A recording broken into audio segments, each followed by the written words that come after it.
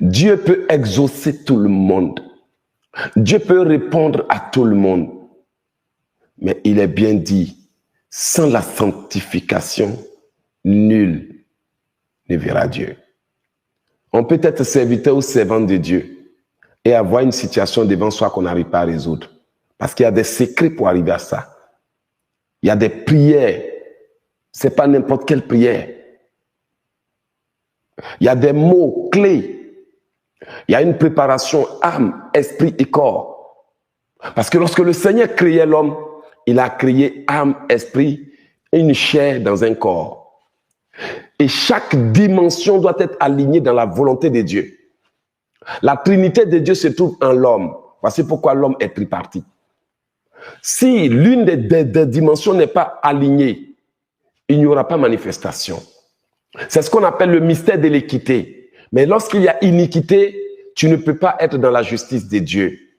Parce que son trône, la base de son trône est quoi? Sur la base de l'équité et de la justice, pardon. Et avant d'aller au devant de Dieu, il faut s'assurer à ce que tu sois aligné avec la parole du Père, le nom du Fils et la volonté de l'Esprit. À partir du moment où il y a alignement sur le plan spirituel, même le plus grand sorcier du monde te regarde et recule. Tout ce qui existe va maintenant s'aligner à ta volonté. Et très souvent, on n'explique pas aux enfants de Dieu que ce n'est pas parce que tu pries que tu auras la victoire. C'est parce que tu comprends le mystère de la loi de l'alignement.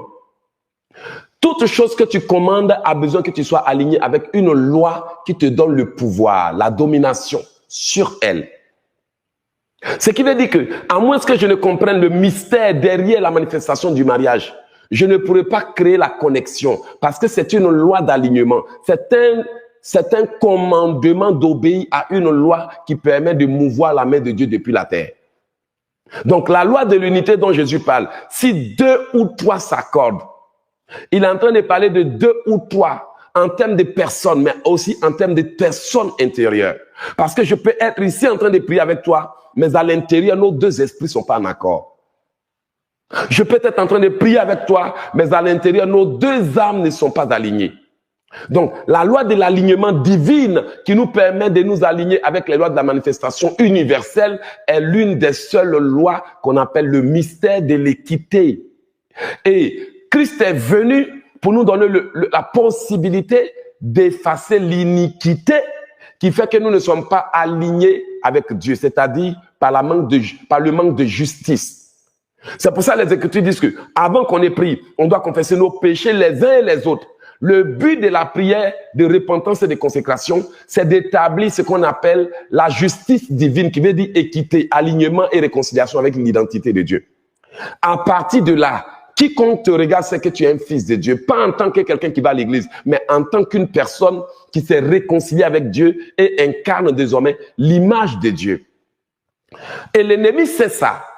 En créant la médisance, il te fait violer la loi d'équité. Parce que la parole de Dieu dit que c'est par la bonté qu'un homme s'éloigne, quoi. On expie l'iniquité. Par la crainte de l'Éternel, on s'éloigne du mal. Donc, ce qui veut dire que si moi j'agis bien, je cesse de me dire, de faire du commérage, les Écritures disent que je vais expier l'iniquité. Et une fois que l'iniquité est expiée, je retrouve ma divinité. Donc, il faut d'abord expier l'iniquité pour retrouver sa divinité. Et quand je retrouve ma divinité, ça veut dire que j'ai retrouvé mon identité céleste. Ce qui va faire que, à partir du moment où j'ai incarné mon identité céleste et retrouvé ma divinité, je suis maintenant aligné avec la justice divine. C'est ce que la Bible appelle le juste. Celui qui a réintégré son identité originelle et qui, par conséquent, peut manifester les promesses divines selon lesquelles il a été créé pour dominer, pour régner. Et ça, le diable sait. Il va travailler en souillant le son de l'homme, en polluant l'âme. Et quand l'âme est polluée, l'homme ne peut plus régner dans le règne des esprits. Parce que c'est lorsque l'âme prospère que l'homme peut réussir tout ce qu'il veut. Tu seras prospère à tous égards comme prospère l'état de ton âme. Sauf qu'on ne rentre pas dans les détails dans nos enseignements. On explique la parole, mais pas les mystères. On raconte ce qu'on a appris des autres, mais pas ce qu'on a compris de Dieu. Maintenant, quelqu'un est là, il est en train de se battre pour sortir de ses problèmes. Mais en réalité, si vous écoutez bien ce que je dis, sauf ceux qui aiment vraiment la vérité, vous allez comprendre que le problème n'est pas que vous n'aimez pas Dieu, vous l'aimez, vous-même vous savez que vous l'aimez. Mais il y a une bataille, c'est la bataille de la justice divine. Parce que pendant que vous êtes en train de faire l'expiation par la repentance et autres, pour pouvoir retrouver votre innocence divine, n'oubliez pas, la main innocente, c'est l'esprit sans tache, ni ride. Donc, votre vraie bataille n'est pas une bataille contre la sorcellerie. Votre vraie bataille n'est pas une bataille contre le blocage. Votre vraie bataille, c'est que quelqu'un a compris le secret de la puissance divine et il a décidé de vous maintenir dans le mensonge, dans le commérage, dans la masturbation, dans l'impureté et l'impudicité. Et à partir du moment où il y a iniquité, Dieu, quand il étend la main, l'iniquité devient une barrière. Par conséquent, quand il attend l'oreille, tu ne peux plus atteindre Dieu. Parce qu'il y a une séparation entre Dieu et toi. Or, celui qui commet l'iniquité appartient au diable. C'est-à-dire, tu appartiens à la race du diable. Par conséquent, Dieu, avant de te retrouver, te demande d'expier l'iniquité, envie de revêtir l'équité qui t'amène à la justice divine. À partir de là, tes prières deviennent comme des bombes. Et le diable sait. Par conséquent, qu'est-ce qu'il fait? Il veille à ce que tu sois toujours fâché pour que ton cœur soit impur. Votre bataille n'est pas une bataille de « on a bloqué mon mariage ». Non. Ceux qui ont bloqué ton mariage savent que le jour que tu vas expier l'iniquité, tu vas cesser de faire commérage, impudicité, masturbation et autres. Ils ne peuvent plus rien faire. Dis-moi si je me trompe. Voici pourquoi, aussitôt que tu te purifies, ils vont envoyer palabre. Ton problème a été que tu as toujours été encombré des hommes qui te séduisent, des femmes qui te tentent, des gens qui viennent et autres. Ta bataille, c'est que tu n'arrives jamais à te purifier. C'est tout le problème qui est là. Tu vois quelqu'un qui ne peut même pas guérir son enfant, c'est un problème d'iniquité. Tu vois un pasteur qui ne peut pas ramener quelqu'un à la vie, c'est un problème d'iniquité. Je vous dis la vérité. Et l'ennemi sait que vous ne comprenez pas ces choses. Tout ce que vous mettez sur vous témoigne contre vous. Votre vie témoigne contre vous. La façon de parler. Et quand le diable a réussi à maintenir quelqu'un dans ça, demandez aux madames qui m'écoutent, demandez aux femmes qui m'écoutent, l'ennemi ne va pas t'emmener chercher mari dehors. L'ennemi ne va pas t'amener chercher femme dehors. Mais il a trouvé une faille pour souiller vos cœurs. Tous les jours, cette dispute. Médisance, commérage, paroles déplacées, paroles impudiques, paroles sensuelles au téléphone, paroles à caractère sexuel. Et il sait pourquoi il fait ça. Ça a été votre vie depuis des années. Personne n'a osé vous le dire parce que personne n'a compris ça comme ça. Donc, la puissance de la prière d'une personne vient de son alignement, c'est-à-dire de son expiation de l'iniquité. Or, quiconque a expié l'iniquité atteint le niveau c'est-à-dire la dimension de l'autorité divine qu'on appelle la divinité. Or, quand tu continues de garder ta divinité en expiant l'iniquité, tu gardes toujours ton image céleste, ce qui fait que tu deviens plus grand que le diable qui est dans le monde. Celui qui est en nous est plus grand que le diable qui est dans le monde. Mais bien aimé, une fois que nous vivons dans le monde, celui qui est dans le monde arrive à nous bloquer. Il devient l'homme fort. Ce n'est pas une question de prier pour moi. C'est une question de aidez-moi à sortir de l'impudicité. Aidez-moi à sortir de ce que je vis. Aidez-moi à sortir de l'immoralité. En moins d'1 an, tu ne reconnaîtras plus ta vie.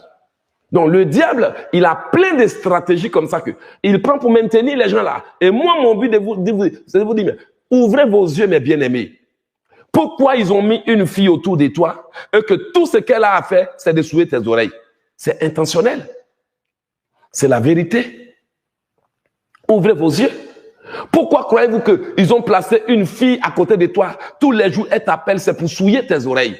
Réfléchissez. C'est parce que tant qu'elle souille tes oreilles, tu ne peux jamais avancer. Pourquoi croyez-vous qu'au bord de vos bénédictions, ils envoient des hommes pour vous séduire et maintenant tout le temps de la séduction de faux amour, c'est que des paroles impudiques, sales qui sortent de vos bouches, des actions sales. L'oreille est souillée, les yeux souillés, le corps souillé. L'ennemi sait que tant que vous faites ça, vous n'allez jamais avoir de pouvoir. Et effectivement, comme vous ne comprenez pas, vous êtes dedans et votre vie va en reculant. Il n'y a pas autre chose que quelqu'un qui est en train de se battre pour que tu ne puisses pas expier l'iniquité. Quelqu'un qui est en train de veiller à ce que ta vie ne soit pas pure. Tout ce que j'ai dit par le Saint-Esprit, assieds-toi et réfléchis. Dis-moi où je me suis trompé. Je vous ai déjà dit ça depuis quelques jours. À peine tu te réconcilies avec quelqu'un, ils vont te donner problème avec quelqu'un d'autre. À peine tu sors de l'immoralité, ils vont placer quelqu'un d'autre sur ton chemin. À peine tu fais la paix avec quelqu'un, quelqu'un d'autre va t'offenser. Parce que quelqu'un sait que le jour que tu vas te consacrer, le jour que tu vas fermer toutes les portes, il n'y a plus rien. Et maintenant, quand tu fermes toutes les portes, ils savent que les portes sont fermées. Là maintenant, ils viennent dans le monde spirituel pour te donner à manger, pour t'envoûter, pour t'ensorceler, pour ouvrir les portes. Parce que quand ils t'ont envoûté dans tes rêves, quand ils t'ont violé dans tes rêves, ce qu'ils ont programmé dans ton corps, à ton réveil, tu as envie de compléter ça. Parce que ce qui s'est passé en rêve là, quand tu te réveilles là, c'est quelque chose qu'ils ont programmé dans ton esprit. Si tu ne sais pas comment dire au feu de Dieu de brûler ça, la façon dont tu as vu que tu étais en train de t'accoupler avec quelqu'un, toute la semaine, c'est comme ça que tu vas avoir la sensation de vouloir t'accoupler avec quelqu'un. Parce qu'ils ont programmé ça en toi pour ouvrir des portes. Et si tu te réveilles, que tu n'as pas jugé ça par le feu, condamné ça, prié violemment, tu vas te rendre compte que si c'est palabre tu as fait, si c'est coméra tu as fait. Donc, si tu fermes les portes sur le plan environnemental, ils vont maintenant venir dans le règne des esprits. Et qu'est-ce qui leur donne le pouvoir de venir dans le règne des esprits? Tout ce que tu écoutes, tout ce que tu regardes, tout ce que tu dis et les gens que tu fréquentes. Parce que tu peux couper tout péché, mais le moment où tu es lié à quelqu'un, tu vas vivre ce qu'on appelle l'extrapolation spirituelle. C'est-à-dire, on ne peut pas t'atteindre physiquement, mais on t'accuse des péchés de tes amis parce que vous êtes en lien. Vous avez un contrat et une alliance. Celui qui a beaucoup d'amis les a pour son malheur. Il y a des frères et des sœurs qui sont en train de payer pour l'immoralité d'une amie. Il y a des femmes qui sont en train de payer parce que leur mari est un fan de football. Il y a des hommes qui sont en train de payer parce que leur femme est une experte de masturbation, de pornographie. Ou bien leurs enfants, déjà à bas âge, ont des copains. Bien aimé, le monde spirituel travaille très fort. Peut-être que vous ne me croyez pas, que Dieu vous fasse grâce, parce que je ne peux pas venir m'asseoir dire des choses comme ça si je ne suis pas poussé par l'esprit. Et tu vas jouer avec ça, tu vas dire non, l'homme de Dieu raconte des histoires, il n'y a pas de problème, ça a toujours été comme ça. Mais aujourd'hui, assieds-toi et puis dis-moi, tu as essayé toutes les prières du monde, ça ne marche pas. Tu as essayé tous les pasteurs du monde, ça ne marche pas. À cause de quelque chose que l'ennemi ne veut pas que tu laisses. Ou bien à cause de quelque chose que l'ennemi ne veut pas que tu arrêtes. Ils t'ont envoûté, tu ne peux même pas déposer ton téléphone. À tous les moments, tu dois regarder quelque chose sur Internet. Parce qu'ils savent que quand tu regardes, tout ce qui rentre par tes yeux, c'est la nourriture pour ton âme. Tout ce qui rentre par tes oreilles, c'est la nourriture pour ton âme. Les yeux et les oreilles sont les portes de l'âme. C'est ce que la Bible dit. Et aujourd'hui, s'ils ont pris autorité sur tes oreilles, sur tes yeux, c'est fini. Tes rêves sont coupés. Tu n'as plus de pouvoir parce que tout ce que tu regardes et tu entends, c'est de la nourriture pour ton âme, que tu le veuilles ou pas. Tu peux regarder un film et le film là, tu peux revoir ça dans ton rêve. Tu peux entendre une parole qu'un homme t'a dite et c'est que la parole a activé, le mari de nuit peut te visiter dans ton rêve. Tu peux être en colère et tu peux revoir cela en rêve. Tu peux écouter une chanson et ça peut continuer à jouer dans ton esprit jusqu'au réveil. Tout ce que tu fais entrer dans ton âme et dans ton esprit, c'est de la nourriture. Et si ce n'est pas de la bonne nourriture, tu es en train de te faire du mal.